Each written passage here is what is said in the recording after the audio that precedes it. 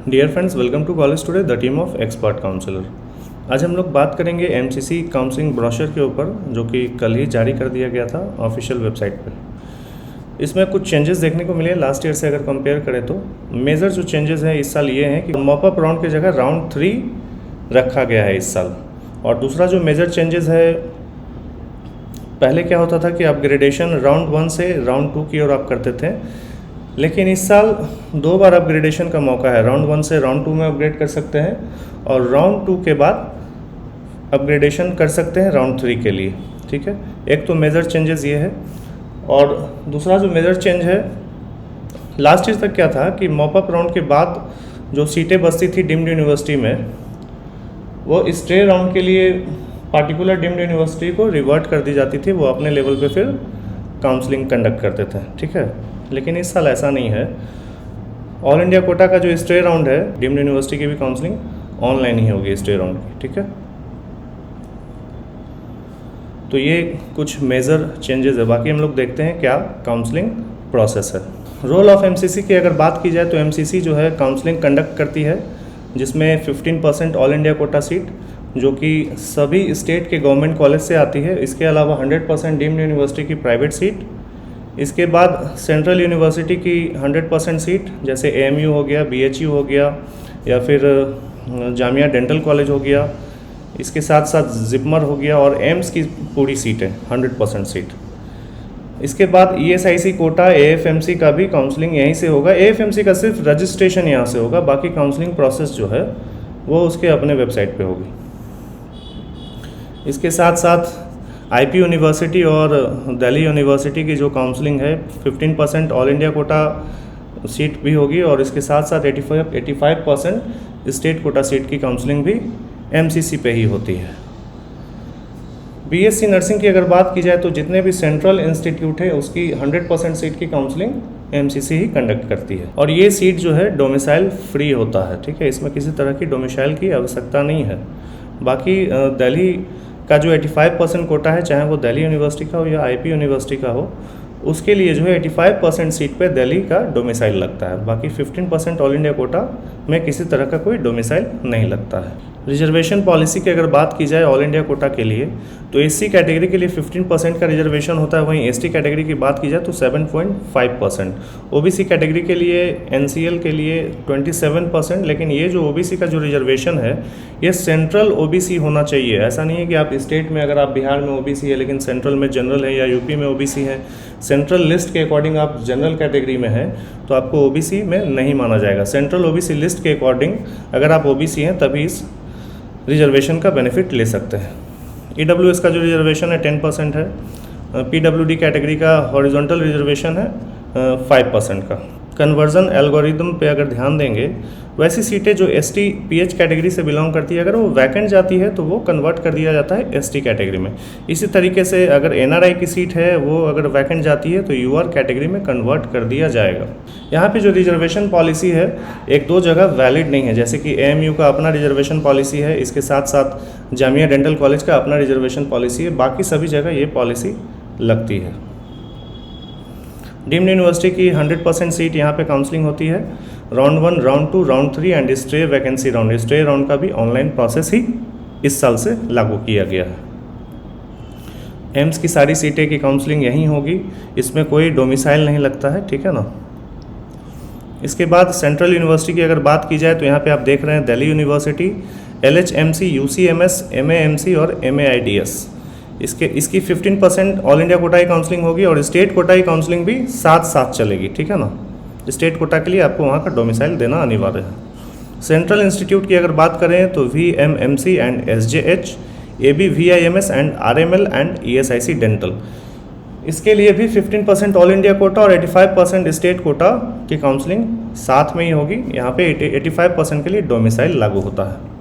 Faculty of dentistry, Jamia Millia Islamia Delhi की counselling यहीं होगी। 100% सीट जो है इसकी ऑल इंडिया कोटा में, लेकिन इसका थोड़ा रिजर्वेशन पॉलिसी अलग है। ठीक है। दिल्ली यूनिवर्सिटी की बात करें तो यहाँ पे भी सेम है, 85% स्टेट कोटा और 15% ऑल इंडिया कोटा, साथ साथ काउंसलिंग चलेगी।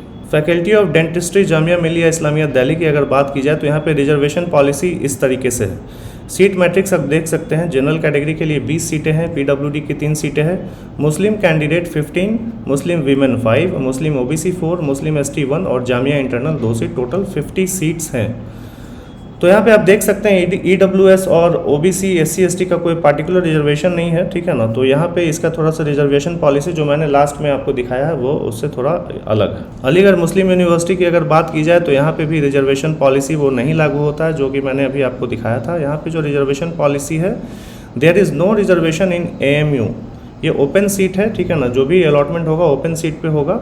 बस 5% जो है पीडब्ल्यूडी हॉरिजॉन्टल रिजर्वेशन है। BHU की 100% ओपन सीट है जो कि डोमिसाइल फ्री है। AFMC की अगर बात की जाए तो वैसे कैंडिडेट जो AFMC में एडमिशन लेना चाहते हैं, पहले उनको क्या करना होगा कि रजिस्ट्रेशन MCC के वेबसाइट पे ही होगा, ठीक है ना। सेकंड पॉइंट में देखिए, the list of registered candidate will be sent to AFMC authorities for conducting counselling at their own and as per their rules and regulation of AFMC authorities. सिर्फ registration होगा यहाँ पे, और रजिस्टर्ड कैंडिडेट की list जो है MCC AFMC को forward करती है। उसके बाद बाकी की जो काउंसलिंग प्रक्रिया है वो AFMC के द्वारा की जाएगी। जिपमर की 100% सीट यहाँ पे काउंसलिंग होती है। रजिस्ट्रेशन एंड काउंसलिंग प्रोसेस की बात की जाए तो सबसे इंपॉर्टेंट चीज़ है आपका email address and mobile number, जो कि नीट के फॉर्म अप्लाई करने के समय आपने दिया था, क्योंकि OTP इसी पे आएगा, इसके बाद ही आप फर्दर रजिस्ट्रेशन प्रोसेस कंप्लीट कर सकते हैं। राउंड 1 की अगर बात की जाए तो पहले क्या करना है, रजिस्ट्रेशन करना है। रजिस्ट्रेशन के बाद रजिस्ट्रेशन फ़ी पे करना है, सिक्योरिटी डिपॉजिट करना है। इसके बाद चॉइस फिल करेंगे, चॉइस लॉक करेंगे, प्रोसेस ऑफ सीट अलॉटमेंट होगा। इसके बाद जैसे ही रिजल्ट डिक्लेयर होगा, आपको डॉक्यूमेंट अपलोड करने हैं, जो भी ओरिजिनल सर्टिफिकेट है आपको अपलोड करने हैं। इसके साथ साथ पॉइंट F में आप देखिए, physical reporting with original documents eight the allotted medical dental college against round 1। Physical reporting करनी है ओरिजिनल डॉक्यूमेंट के साथ। यहाँ पे आप देखिए, candidate who have allotted a seat in round 1 can opt for willingness to upgrade from round 1 to round 2 for which they will have to physically report with original document at the allotted college. किसी candidate को अगर round 1 में कोई seat मिली है, वो चाहते हैं कि इस सीट को हम एक्सेप्ट करके अपग्रेड करें, तो अपग्रेडेशन के लिए क्या करना होगा, कॉलेज में रिपोर्ट करना होगा, ऐसे भी रिपोर्ट करना होगा कॉलेज में। और अपग्रेडेशन के लिए वहाँ पे विलिंगनेस में अपग्रेडेशन यस का एक फॉर्म फिल करना होगा, ठीक है ना। यहाँ पे देखिए, if a registered candidate is not allotted a seat he can participate in round 2 directly without fresh registration. अगर राउंड में किसी को सीट नहीं मिली है तो राउंड 2 में दोबारा से रजिस्ट्रेशन करने की कोई आवश्यकता नहीं है, सिर्फ वो चॉइस को मॉडिफाई करेंगे या चॉइस को दोबारा से फिल करेंगे। राउंड 2 की अगर बात की जाए तो candidates who registered for round 1 and did not get any seat, उसको दोबारा रजिस्ट्रेशन करने की आवश्यकता नहीं है। या फिर वैसे कैंडिडेट जो राउंड 1 में सीट मिली थी लेकिन रिपोर्ट नहीं किए थे, उनको भी राउंड 2 में फ्रेश रजिस्ट्रेशन करने की कोई आवश्यकता नहीं। फ्रेश रजिस्ट्रेशन उन्हीं कैंडिडेट को करना है जो कि राउंड 1 में रजिस्ट्रेशन नहीं किए थे, या रजिस्ट्रेशन किए थे तो पेमेंट नहीं किए थे, ठीक है ना। उसके बाद आपको चॉइस फिल करना है, चॉइस को लॉक करना है। सेम प्रोसेस है, यहाँ पे भी आपको देखना है कि डॉक्यूमेंट अपलोड करना है अलॉटमेंट के बाद। Physical reporting with original document at the allotted medical dental college against second round. Candidate who have allotted a seat in round 2 can opt for willingness to upgrade from round 2 to round 3। यहाँ पे आप देख रहे हैं कि round 2 के बाद भी अपग्रेडेशन का ऑप्शन है, जो कि इस साल ही लागू हुआ है। तो वैसे कैंडिडेट जिनको राउंड 2 में सीट मिली है या फिर राउंड 2 में अपग्रेड हुआ है, वो चाहते हैं कि नहीं हमको फर्दर अपग्रेड करना है, तो यहाँ पे वो अपग्रेडेशन यस का विलिंगनेस दे सकते हैं, और राउंड 3 में उनको फिर से नई सीट मिलेगी। Candidate allotted seat in round 2 but who don't report or join the allotted institute shall forfeit their security deposit। Candidate को अगर राउंड 2 में सीट मिली है और उन्होंने ज्वाइन नहीं किया या रिपोर्ट नहीं किया, तो इनकी जो काउंसलिंग सिक्योरिटी है वो जब्त कर ली जाएगी, ठीक है ना, वापस नहीं होगा। सिर्फ राउंड 1 आपका फ्री एग्जिट है। नेक्स्ट पॉइंट में, candidate getting upgraded in round 2 shall not have any claim on round 1 seat. हाँ, ऑब्वियस सी बात है, अगर आपको राउंड 2 में कोई नई सीट मिल गई और आप चाहेंगे कि नहीं हमको राउंड 1 वाला सीट वापस चाहिए, तो ऐसा नहीं होगा, ठीक है ना, ऐसा पॉसिबल नहीं है, क्योंकि वो सीट ऑलरेडी किसी न किसी को अलॉट हो गई होगी। राउंड 3 की अगर बात की जाए तो पहला पॉइंट देखिए, candidates who registered for round 1 और round 2 and did not get any seat. तो वैसे कैंडिडेट जो राउंड 1 और राउंड 2 में रजिस्ट्रेशन किया था लेकिन सीट नहीं मिला, तो उनको दोबारा से फ्रेश रजिस्ट्रेशन करने की कोई आवश्यकता नहीं है। फ्रेश न्यू रजिस्ट्रेशन कौन कौन से कैंडिडेट करेंगे, वैसे कैंडिडेट जो राउंड 1 और राउंड 2 में रजिस्टर्ड नहीं हुए थे या फिर रजिस्ट्रेशन किया था पेमेंट नहीं किया था, ठीक है ना। या फिर have resigned not reported in round 1 और round 2, need to fill fresh choices only with full payment of fees. वैसे कैंडिडेट जो कि राउंड 1 या राउंड 2 में रिपोर्ट नहीं किए थे या रिपोर्ट करने के बाद रिज़ाइन कर दिया, उनको फिर से चॉइसेस फिल करनी है और पेमेंट भी फिर से करना है, ठीक है ना। देखिए ये पॉइंट देखिए, if allotted a seat the candidate can not upgrade और resign. If any candidate does not join round 3 seat, he may exit with forfeiture of fees and elimination. Cannot participate in any further round. Round 3 में जो आपको seat मिली है, अगर आप उस पर admission नहीं लेते हैं तो फाइनल राउंड में आप एलिजिबल नहीं होंगे, ठीक है। फाइनल स्टे वैकेंसी राउंड की बात की जाए तो ये भी ऑनलाइन ही होगा डीम्ड यूनिवर्सिटी के केस में भी, ठीक है। यहाँ पे ये बहुत ही मेजर पॉइंट है, इसको ध्यान में रखना होगा किसी भी कैंडिडेट को स्टे वैकेंसी राउंड में पार्टिसिपेट लेने के पहले। If a candidate is allotted a seat in stay round, he has to join the allotted seat college, else he shall be debarred from NEET counseling of MCC for subsequent 2 years along with forfeiture of fees. वैसे candidate जिन्होंने final stay vacancy round में participate किया है, अगर उन्हें कोई seat मिलती है, चाहे वो गवर्नमेंट सीट हो या फिर डीम्ड यूनिवर्सिटी की कोई सीट हो, तो उस सीट को आप छोड़ नहीं सकते हैं, आपको एडमिशन वहाँ लेना ही होगा, ठीक है ना। अगर आप उस सीट को छोड़ते हैं तो अगले 2 साल के लिए आपको बैन कर दिया जाएगा एमसीसी के काउंसलिंग के लिए या फिर एग्ज़ाम में बैठने के लिए। कुछ इंपॉर्टेंट पॉइंट है जो कि काउंसलिंग से पहले कैंडिडेट को एक बार रिवाइज कर लेना चाहिए, देख लेना चाहिए और समझना चाहिए, ठीक है ना। पहला जो क्वेश्चन है यहाँ पे, how to use registration and choice filling form on website. उसके लिए आपको www.mcc.nic.in पे जाना है और रजिस्ट्रेशन प्रोसेस अपने ईमेल आईडी और मोबाइल नंबर के थ्रू कंप्लीट करना है, जो कि रजिस्टर्ड ईमेल आईडी है जब आपने फॉर्म फिल किया था, ठीक है। सेकंड क्वेश्चन है, do I require any document to get registered online. देखिए डॉक्यूमेंट तो वैसा कुछ जो भी आपसे पूछा जाएगा वो आपको बताना है, तो डॉक्यूमेंट जो भी एकेडमिक डॉक्यूमेंट है वो आपको पास में रखना है रजिस्ट्रेशन के time. Is there any restriction for filling up number of choices. नहीं, ऐसा कोई रिस्ट्रिक्शन नहीं है, आपको जितनी मर्जी चॉइस आप फिल कर सकते हैं। यहाँ पे देखिए, is it necessary to fill up the choices and lock the choices to get seat allotted. नहीं, ऐसा नहीं है, चॉइस तो फिल करना ही है, लेकिन ऐसा नहीं है कि लॉक करने की आवश्यकता है। ये अगर आप लॉक नहीं भी करेंगे तो ये ऑटो लॉक हो जाता है टाइम के अकॉर्डिंग, ठीक है ना। क्वेश्चन नंबर 8 में देखिए, is it necessary to join allotted medical dental college of round 1 to get chance to participate in round 2। नहीं, ऐसा नहीं है, अगर आपको कोई सीट मिली है तो आप वहाँ पे रिपोर्ट नहीं भी कर सकते हैं, ठीक है ना, या फिर ज्वाइन नहीं भी करेंगे तो कोई इशू वाली बात नहीं है, क्योंकि राउंड 1 फ्री एग्जिट होता है, राउंड 2 में आप दोबारा से पार्टिसिपेट कर सकते हैं। Question number 9, if a candidate does not report at the allotted college during round 2 whether he has to registered again for round 3। Yes, अगर राउंड 2 में आपको कोई सीट मिली और आपने रिपोर्ट नहीं किया तो राउंड 3 में आपको फ्रेश रजिस्ट्रेशन करना होगा, इसके साथ साथ पेमेंट भी आपको फिर से करना होगा, क्योंकि राउंड 2 कोई फ्री एग्जिट नहीं है। राउंड 2 में आपकी जो भी काउंसलिंग सिक्योरिटी है वो जब्त हो जाएगी। यहाँ पे देखिए, who are eligible for second round of allotment. वैसे कैंडिडेट जो कि फर्स्ट राउंड में सीट नहीं मिल पाई है वो राउंड 2 के लिए एलिजिबल है।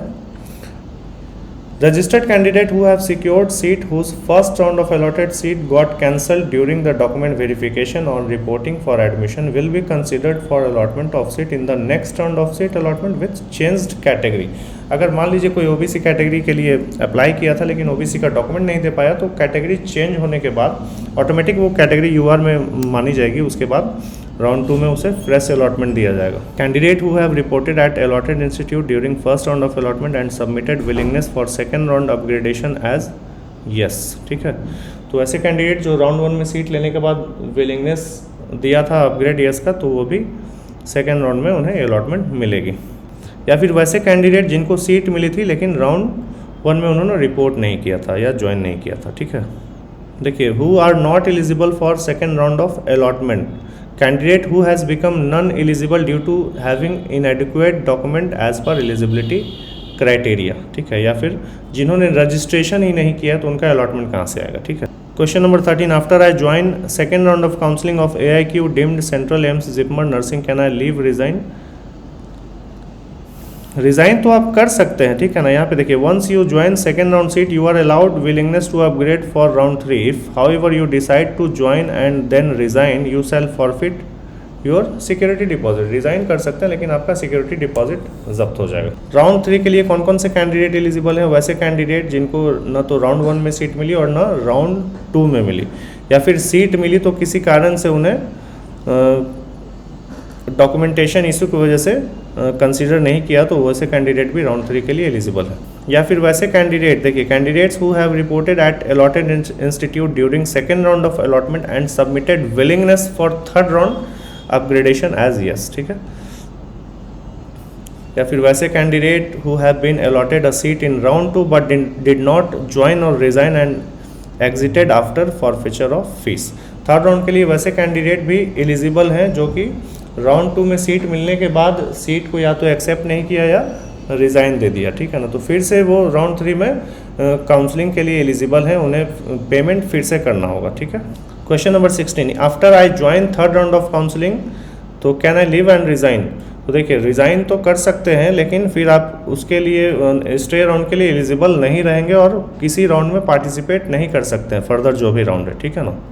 Question number 28, whether upgradation is allowed from second round counselling of AIQ deemed Central University to round 3 counseling of DGHS for AIQ Central deemed University AIIMS JIPMER nursing.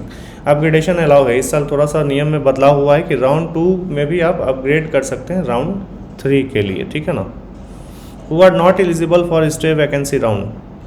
Following candidates are not eligible for stay vacancy round. Candidate who join the allotted seat in round 3 वो eligible नहीं है stay के लिए, ठीक है ना। Candidate allotted a seat in round 3 of MCC and not reported.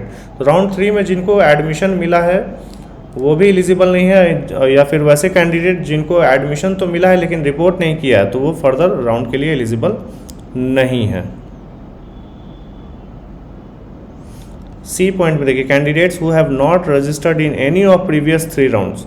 अगर round 1 में भी रजिस्ट्रेशन नहीं किया आपने, राउंड 2 में भी रजिस्ट्रेशन नहीं किया, राउंड 3 में भी नहीं किया और आप सोचेंगे कि डायरेक्ट स्टे में पार्टिसिपेट करें, तो ये पॉसिबल नहीं है, ठीक है ना। डी पॉइंट में देखिए, candidates holding a seat in state quota at the time of stay vacancy round as the data shared by the state authorities. अगर आप किसी स्टेट में आपको सीट मिली हुई है तो भी आप एलिजिबल नहीं है स्टे राउंड के लिए, ठीक है। ये इंपॉर्टेंट डॉक्यूमेंट की लिस्ट है जो कि रिपोर्टिंग के समय लगेगी। देखिए, question number 35, what if I do not have any original document? देखिए, अगर ओरिजिनल डॉक्यूमेंट नहीं है आपके पास तो आप रिपोर्ट नहीं कर सकते हैं, ठीक है ना। पेमेंट की अगर बात की जाए तो यहाँ पे देखिए, अगर डीम्ड यूनिवर्सिटी के लिए पार्टिसिपेट करना है आपको तो 5000 का रजिस्ट्रेशन फीस है, इसके साथ साथ रिफंडेबल सिक्योरिटी अमाउंट है 2 लाख रुपये का, ठीक है। गवर्नमेंट के लिए UR और EWS के केस में 1000 का रजिस्ट्रेशन है और OBC ST के लिए 500 का रजिस्ट्रेशन है। इसके साथ साथ रिफंडेबल सिक्योरिटी अमाउंट है जो कि 10,000 है फॉर UR EWS के केस में और 5000 है SC ST OBC PWD के केस में, ठीक है। वैसे कैंडिडेट जो कि गवर्नमेंट और डीम्ड यूनिवर्सिटी दोनों के लिए अप्लाई करना चाहते हैं तो उनका यहाँ पे जो रजिस्ट्रेशन फीस है वो हो जाएगा 5000 और 2 लाख की सिक्योरिटी मनी होगी, ठीक है।